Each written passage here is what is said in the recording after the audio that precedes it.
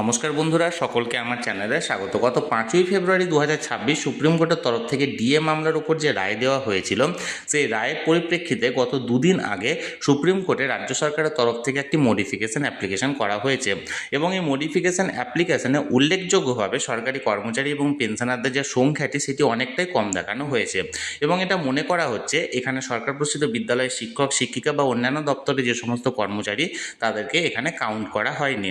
এখন রাজ্য সরকার চাইলে কি তাদেরকে বাদ দিতে পারে এবং শুধুমাত্র সরকারি যে সমস্ত রাজ্য সরকারি এমপ্লয়িরা আছেন তাদেরকে কি ডিএ এরিয়া দিতে পারে? কি বলা হয়েছে নিয়মের, রুলে কি বলছে, সকল কিছু নিয়ে আজকের ভিডিওতে বিস্তারিতভাবে আলোচনা করব। ভিডিওটি অত্যন্ত গুরুত্বপূর্ণ, তাই প্রথম থেকে শেষ পর্যন্ত অবশ্যই ধৈর্য সহকারে দেখবেন এবং ভালো লেগে থাকলে অবশ্যই এটি লাইক করবেন এবং সকলের সঙ্গে শেয়ার করবেন। আর সেই সাথে চ্যানেলে প্রথমবার হলে অবশ্যই চ্যানেলটিকে সাবস্ক্রাইব করে নিতে ভুলবেন না। তাহলে চলুন আমরা বিস্তারিত জেনে নিই। দেখুন, সর্বপ্রথমে যে বিষয়টা আমি বলবো সেটা হলো এই যে মামলাটি করা হয়েছিল অর্থাৎ ডিএ মামলাটি, এই ডিএ মামলাটি ছিল পঞ্চম বেতন কমিশনের অন্তর্গত, অর্থাৎ পঞ্চম বেতন কমিশনের আন্ডারে এই ডিআরএস অ্যালাউন্সের মামলাটি করা হয়েছিল, যেটি প্রথমত হাইকোর্টে যায় এবং সেখান থেকে সুপ্রিম কোর্টে যায়। এবার যে বিষয়টি হলো যে রায়টি প্রদান করা হয়েছে সুপ্রিম কোর্টের তরফ থেকে, সেটা কিন্তু পঞ্চম বেতন কমিশনের ওপর প্রদান করা হয়েছে। এবার পঞ্চম বেতন কমিশনের ডিএ সংক্রান্ত যে বেতন কমিশনের সুপারিশ বা রিপোর্ট করা মানে এখানে পাবলিশ করা ছিল, সে পাবলিশটে কি বলা হচ্ছে সেটা আমরা প্রথমত দেখে নেব। দেখুন, এখানে government of West Bengal school education department budget branch, এখানে ডেটটা দেখুন 27 ফেব্রুয়ারি 2009, অর্থাৎ যখন পঞ্চম বেতন কমিশনের রিপোর্টটি সামনে আসে তখনকার। এবার দেখুন এখানে মেমোরান্ডামে কি বলা হয়েছে, দেখুন, in finance department resolution number এত date 28 August 2008 the government constituted a pay commission, অর্থাৎ গভর্নমেন্টের তরফ থেকে একটা পে কমিশন গঠন করা হয়েছে with terms of reference which included that the commission would also examine the structure of emolument and condition of service of the, অর্থাৎ commission কাদের কাদের এমুলমেন্টের যে স্ট্রাকচারটা এবং অন্যান্য যে সুযোগ সুবিধা সেগুলো পর্যালোচনা করবে কাদের, দেখুন number A, teaching and non teaching staff of government sponsor or aided school up to class 12 standard, অর্থাৎ ক্লাস 12 পর্যন্ত যে সমস্ত টিচার বা নন টিচিং স্টাফ আছে প্রত্যেকের, কাদের, যেটা গভর্নমেন্ট স্পন্সর আর এডেড স্কুল আছে, অর্থাৎ সরকার প্রসূত যে সমস্ত স্কুলের শিক্ষক শিক্ষিকা বা শিক্ষাকর্মীরা আছেন তাদের ক্লাস 12 পর্যন্ত কিন্তু এই পে কমিশনের আন্ডারে মানে এমুলমেন্টের বিষয়টি কিন্তু এই কমিশন নির্ধারণ করবে। নাম্বার 2 দেখুন, teaching and non teaching staff of training institution for primary teachers, অর্থাৎ টিচিং এবং নন টিচিং স্টাফ প্রাইমারি টিচারদের ক্ষেত্রেও এখানে কিন্তু এই কমিশন নির্ধারণ করবে।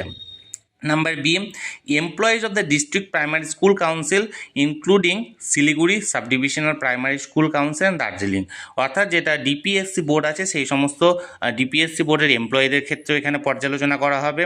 সিতে বলা হয়েছে দেখুন, employees of the West Bengal board of primary education, West Bengal board of primary education থেকে যে সমস্ত এমপ্লয়িরা আছেন তাদেরও কিন্তু এখানে পর্যালোচনা করা হবে। অর্থাৎ এক কথায় বলতে গেলে এই কমিশন যখন নির্ধারণ করা হয় পে কমিশনটি, তখন রাজ্য সরকারি কর্মচারীদের পাশাপাশি এই সমস্ত সরকার প্রসূত বিদ্যালয়ের শিক্ষক শিক্ষিকা শিক্ষাকর্মী তার সঙ্গে অন্যান্য যে সমস্ত কর্মচারী আছে তাদেরকেও কিন্তু এখানে ইনক্লুড করা হয়েছে। এবার দেখুন নাম্বার 1-এ কি বলা হয়েছে, date of effect, the revise scale of pay shall notionally effective from 1 January 2006, এটা তো যেটা নোশনালি ইফেক্টের কথা বলা হয়েছিল, যেটা 2006 থেকে দেওয়া হয়েছিল সেটার কথা এখানে বলা হয়েছে। অর্থাৎ এক কথায় বলতে গেলে যে মামলাটি যেটি বর্তমানে সুপ্রিম কোর্ট পর্যন্ত গড়িয়েছে এবং সুপ্রিম কোর্টে যে ঐতিহাসিক রায়টি প্রদান করা হয়েছে, সেই মামলাটি রায়টি হলো পঞ্চম বেতন কমিশনের আন্ডারে এবং পঞ্চম বেতন কমিশন শুধুমাত্র রাজ্য সরকারি কর্মচারীদের জন্য নয়, রাজ্য সরকারি কর্মচারীর পাশাপাশি অন্যান্য সমস্ত দপ্তরের কর্মচারী ইনক্লুডিং সমস্ত সরকার প্রসূত বিদ্যালয়ের শিক্ষক শিক্ষিকা বা শিক্ষাকর্মী যারা যারা আছেন প্রত্যেককে কিন্তু ইনক্লুড করে করা হয়েছে। এবং যে ডিএর ব্যাপার, ডিএ সহ অন্যান্য যে সমস্ত যে সুযোগ সুবিধা বা এইচআরএ বা যে অন্যান্য বিষয়গুলো সেগুলোর ক্ষেত্রেও কিন্তু সমস্ত ধরনের এমপ্লয়িকে এখানে ইনক্লুড করা হয়েছে। তাই শুধুমাত্র এখানে রাজ্য সরকার যদি সুপ্রিম কোর্টে একটি মডিফিকেশন অ্যাপিল করে এবং অ্যাপিলে বলে যে শুধুমাত্র রাজ্য সরকারি কর্মচারী অর্থাৎ রুল মেকিং কর্মচারী যারা আছেন তারাই এখানে এই সুযোগটা পাবেন অর্থাৎ ডিএ এরিয়ার পাবেন, সেটা কিন্তু ধোপে টিকবে না। তার কারণ যে বেতন কমিশনের আন্ডারে এই কেসটি করা হয়েছিল সেই বেতন কমিশনে স্পষ্টত সমস্ত কর্মচারীদেরকে ইনক্লুড করে বলেই কিন্তু এখানে পে কমিশনটি গঠন করা হয়েছে। তাহলে বন্ধুরা, রাজ্যের করা এই মডিফিকেশন অ্যাপিল কতটা গ্রহণযোগ্য হবে সেটা তো সুপ্রিম কোর্টই বলবে। তবে পে কমিশনের যে রিপোর্ট, সেই পে কমিশনের রিপোর্ট অনুযায়ী সমস্ত কর্মচারী ইনক্লুডিং সমস্ত শিক্ষক শিক্ষিকা বা অন্যান্য সমস্ত দপ্তরের কর্মচারীদেরই কিন্তু ডিএ পাওয়ার কথা। আমি সবসময় চোখ রেখেছি যে কোনো আপডেট এই বিষয়ে আসা মাত্রই তৎক্ষণাৎ সেটা আপনাদের সঙ্গে শেয়ার করে দেবো। তাই যারা এখনও পর্যন্ত আমার চ্যানেলের সঙ্গে যুক্ত নেই, অবশ্যই চ্যানেলটিকে সাবস্ক্রাইব করে চ্যানেলটির সঙ্গে যুক্ত হয়ে যান। আর এই ভিডিওটি ভালো লেগে থাকলে অবশ্যই একটি লাইক করুন এবং সকলের সঙ্গে শেয়ার করুন। আর সেই সাথে অবশ্যই চ্যানেলটিকে সাবস্ক্রাইব করে রাখুন। ধন্যবাদ, দেখা হচ্ছে পরের ভিডিওতে।